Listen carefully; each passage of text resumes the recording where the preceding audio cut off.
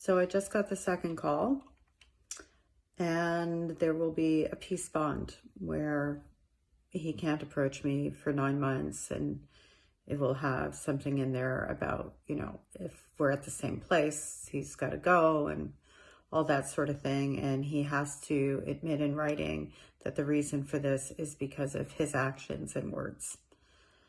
I don't think the word assault will be in there or anything like that. I don't know. I'll get the document tomorrow, and I will include it likely in this video, if not in the very next one. I don't have a way to find out about the case that's being prosecuted right now, although I'm pretty sure I know who's involved in that because they are listed on the second restraining order I ended up receiving as a result of another arrest. If it walks like a duck and it quacks like a duck, right, people? Yet there's still, I know so many people in his corner believing him, even though there have been so many women that have come forward like me. People still want to believe him. They're still invested in him in some bizarre way. James Anthony Hutchinson. And having people say to me, well, I know what an alcoholic looks like. My father was an alcoholic. There was a woman who actually said that to me. And yeah, she came back and she apologized after the fact. But I disclosed to her to keep her safe and to warn her, not in a intimate relationship sort of thing. They were involved in business together. So it wasn't like I found out he was dating someone or whatever. It wasn't that kind of situation. And yeah, I think it was commendable and do accept her apology.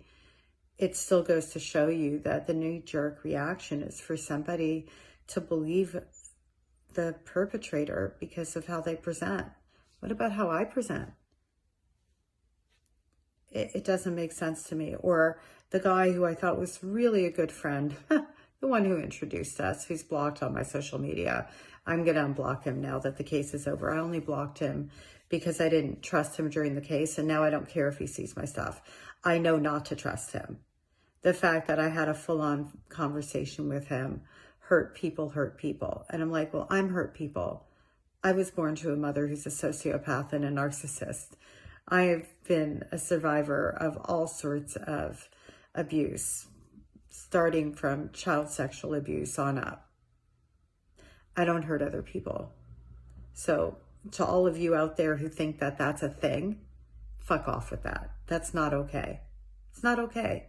There are plenty of hurt people who go and seek help and therapy and do better. There are plenty of hurt people who know how it feels. We know how it feels to be hurt.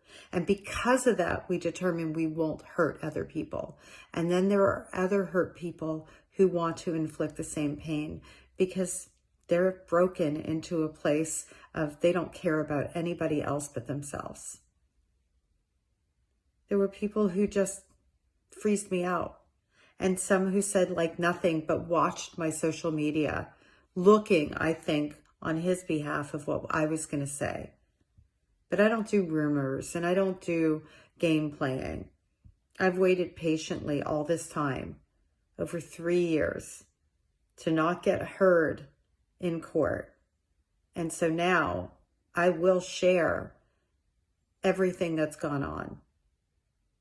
And hopefully somebody out there will hear this and say, well, what can we do to change some of these laws? How can we fix this? Because what this means, how this is rolled out, is that there are going to be a ton more cases with violent predators, perpetrators, getting off on a technicality.